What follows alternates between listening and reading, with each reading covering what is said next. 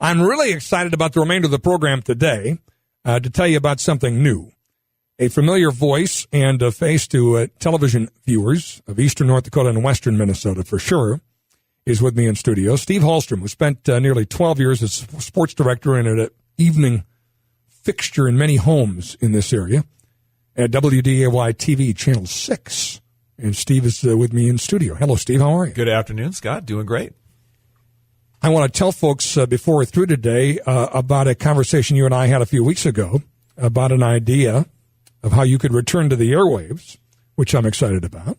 And we're going to announce today on the program. But before we do that, we better catch up because folks that watched you for a long time on television, on WDAY over the years, may say, hey, what the heck happened? First of all, it was early in 2010 you left, right?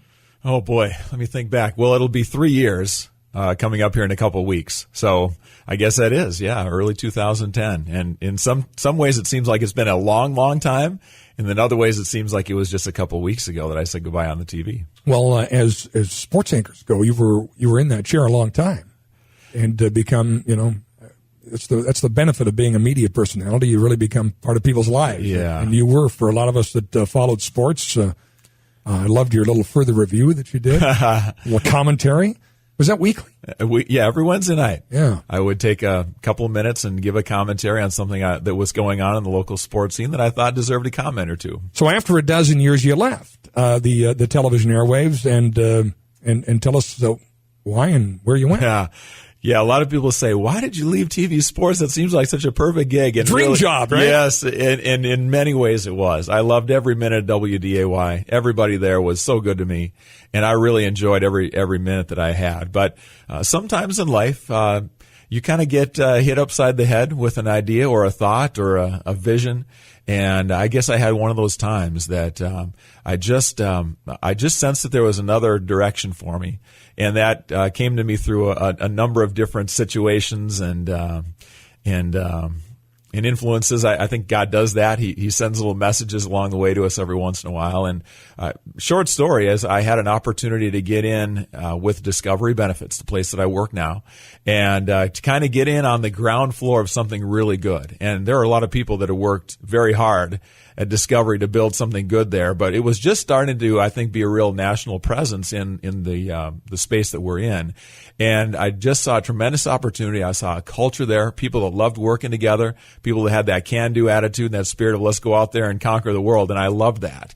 And as I started to think about my life and my kids who, at that time were, 11 and 8, and knowing where their lives were going with their activities after school and things like that, I just had a lot of things to think about. And it didn't take me too long to realize that I really wanted to be part of what was going on at Discovery. And they made me a wonderful offer to join their team and gave me a really neat position at the company. And I haven't regretted a day of it. I've loved every minute. And at the same time, I have missed very much the relationships I had with coaches and administrators and some athletes, too, that you get to know very well.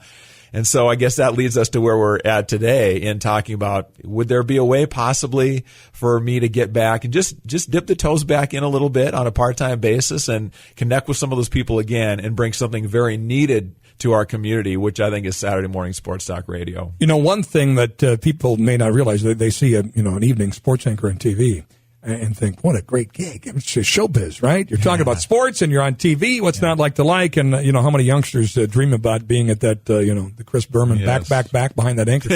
But the quality of life-wise, when you talk about two young kids and everything else, it's quite a sacrifice. Your kids are at home doing homework and having dinner, and you're at work, right? So kind of tough in that regard. And as much as I missed very much that time with my kids, my relationship with my wife, Tracy, is the most important one I have on this earth anyway. And so it's very hard when you can't put your head on the pillow next to your wife at night on a regular basis. And I think we missed a lot of good times just connecting, having those talks before you conk out at night. And so I knew I was missing out on that. I knew I was missing out on some things with the kids too. But until I went through it and realized what I'd been missing, I guess I didn't exactly I wasn't able to get my head around all the things I was missing at home. And tell us about Discovery Benefits. Folks might not be aware of that particular company, but we've got about a minute here before we go to our break. Just give us a little elevator pitch on this company. Yeah.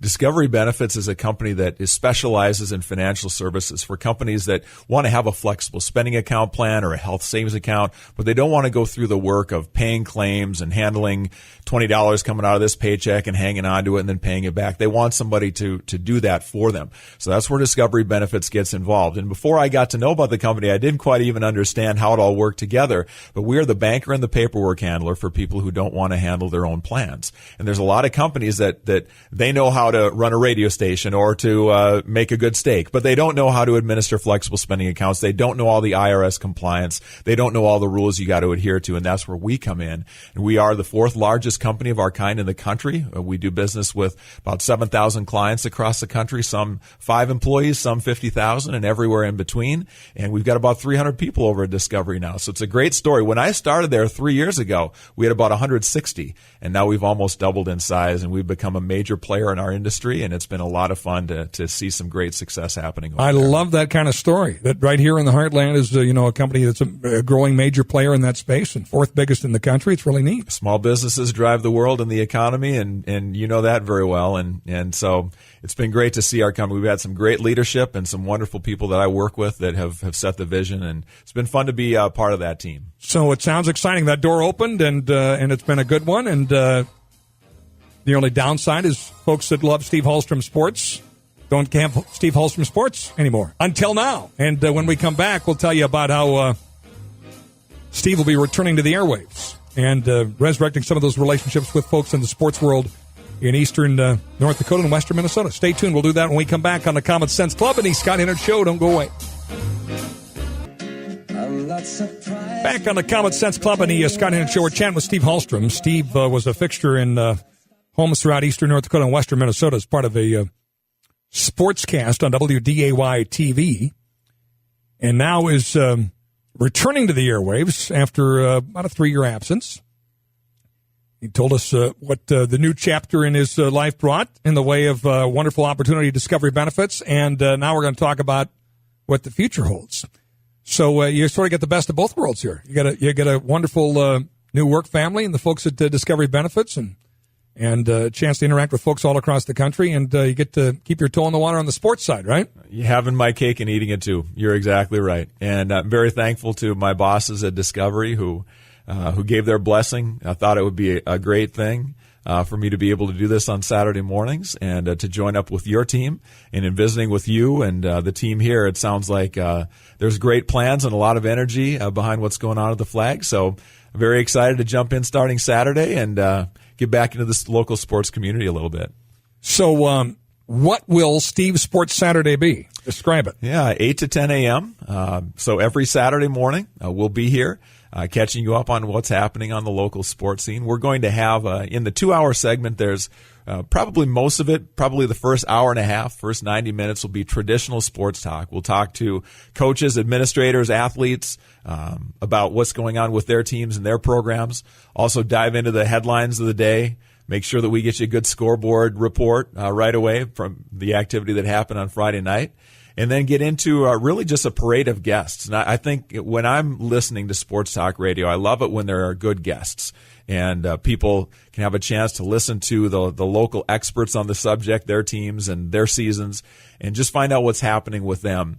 And then we'll certainly give opportunities for calls in too, for people to give a call and express their opinions, and we can chat a little bit. But it'll be mostly a guest-driven program because I think there's a lot of credibility in going right to the source of the information, what's happening with those teams. So we'll catch you up on the teams that people are talking about. And then in the final half-hour segment that I'm really excited about, we've called it the Spirit of Sports. So you've got Steve's Sports Saturday, which is the program in its entirety, and then the Spirit of Sports. Apparently, it's got to have an S in it somehow. It's going to make the grade here. It wasn't intentional. It just sort of worked out that way. Everything sort of had a nice ring to it. But that last half hour I'm really excited about. And as someone who was a competitor when I was younger at the high school and college level, and now as a coach of youth basketball and baseball teams, I'm just fascinated by the mind and the heart and how they interact with what happens in the field of play. And I think a lot of times those things are underappreciated and under-discussed. And so I really want to get into what makes athletes, coaches, administrators tick. What are the things that inspire them? What are the things that motivate them? And a couple of main topics within that. First of all, those that overcome and those that see challenges and rise above them. We've all seen the stories on ESPN where you've got an autistic athlete who makes a play, gets in the last few minutes of the game and scores a basket and the place just goes nuts. Those stories, you reach for the Kleenex every time. They're just tearjerkers. We were just talking during the break about Corbin Knight, who's a great athlete at the University of North Dakota hockey team. Yeah. He retweeted a ESPN highlight just over the weekend that our daughter, who you've coached before, it said, "Dad, have you seen this?" And it was about a youngster with Down syndrome who goes in and makes a 3-point bucket. I think 2 3-point buckets in a game. Not long ago. So I know exactly what you're talking about, and I think we all love those kind of stories. I think so, because they appeal to more than just the X's and O's athlete. They appeal to everybody. Now, we may not have a million of those stories in the Fargo, Moorhead, West Fargo area, but you know that they're out there. And maybe it's not anything that seems as dramatic as that. As maybe it's a kid who lost his parents recently and now is trying to put that behind him and go forward. Or maybe a coach that just tries to teach life lessons to his kids and takes opportunities to go through, hey, this is about growing up. It's not necessarily about who wins and who loses every single game. It's about growing up and how do coaches help their kids do that. I love those stories. Oh, and those are a dime a dozen, right? I mean, they're just I think any parent or athlete can think of coaches that had a profound life impact. It's a lot more about what was our record that year, what were my own personal statistics that year, but rather life-changing character building that happens coach to player. No question about it. Yeah. And it's occurred to me over time that if you really want to make a difference in someone's life, be an encourager, because the world is so full of negative messages that if you can just be someone that can build into others, and that there are coaches by the dozens that are doing that. And I think those stories are very important, and they're probably underappreciated. They're probably undertold. But I want to hear that story about that coach that takes the first 5 minutes to talk about, hey, what's going on in your lives? And here's what's going on. We heard this happen to one of the kids in school. Let's talk about what that means. I would love to hear those stories. Those are stories that we can tell. And the other side of that, too, is those that you and I both have invested a lot of our hearts in our faith in God. And I think I'm a person that believes that there's a God that cares about us and has got a plan for our lives. And as competitors and athletes and coaches, there's a lot of people that want to honor the Lord in what they do and be able to tell those stories as well. And I think there are a lot of people that would be interested in hearing those stories as well. A lot more these days because of Tim Tebow, right? I mean, it's been fascinating to watch that evolution on the national stage as well. So there's fertile ground. There's a rich harvest awaiting you to be able to tell some of those stories, which I think will be fantastic. So we're going to mix up the items of faith and with the overcoming adversity and kind of have a good balance, I think, on those things, and really just enjoy getting into the hearts and the minds of people and finding out what makes them go. And I think that's going to be a lot of fun and something that I don't know that's been done locally before. I've heard it done nationally, kind of a nationally syndicated program a few years back called Sports Spectrum. They used to do something similar, but I have not heard anything similar locally, and I'm excited to see how it goes. And I'm excited for you because obviously a dozen years on television as sports director at a great television station, WDAY, you build up relationships. You know these folks well, and they become like extended members of your family. And now it's an opportunity for you to reconnect with them and have them be able to tell us what's happening in their communities with their teams all throughout eastern North Dakota and western Minnesota. So it'll be great. And it's been so much fun here just in the last week booking guests for this coming week's show, giving a call to people and saying, hey, I've got something going again. I'd love to have you on. And the response has been overwhelming. Hey, Steve, glad to have you back doing something sports related. I'd love to be on your first show. Tell me when and where. So it's been so much fun to connect with those people again, and a lot of new faces too that have changed in the time that I've been away from the sports angle. And just one example, Pete Cullen, the Moorhead High Boys hockey coach, is going to join us on Saturday. They got a big game with Grand Rapids coming up on Saturday night. And Pete was an assistant in the youth program when I was working with Dave Morinville and the varsity staff. So I knew of Pete, but now I get to see him in a new way and work with him a little bit in this direction. So I'm really excited to see how the faces have changed, but then also to reconnect with those old faces of the past. Fantastic. Well, it's great. And I think, even for folks outside the audience of AM 1100, The Flag, that'll air Steve Sports Saturday from 8 a.m. until 10 a.m., which, by the way, will be right before our Legislature Today radio show that is new, just like Steve's show is, but gaining a lot of attention. It's a great Saturday lineup, but we can all think of stories of coaches that have just life-changing impacts, and I think celebrating those stories is a good thing wherever you are. So we're looking forward to doing it, doing our part to do it, and interacting with the audience as well, and getting their suggestions. So congratulations, welcome to the team. This is going to be a lot of fun. Thanks very much. And if people are interested in following what's happening through the week with our guests and thoughts, I do have a Twitter account at Steve Hallstrom, and I post updates on the show, and have been posting and tweeting a little bit this week about, hey, excited to jump on with Scott at 1:30 on Tuesday to talk about the new show. And please feel free to give me send a tweet out or send an email, stevehallstrom@gmail.com. You've got a thought on the show or a suggestion of someone you'd like to have us feature on that Spirit of Sports segment sometime. We'll put all that up on the website, too, so you can connect with Steve and be a follower in more ways than one, on air and tweeting away. Thanks, Steve.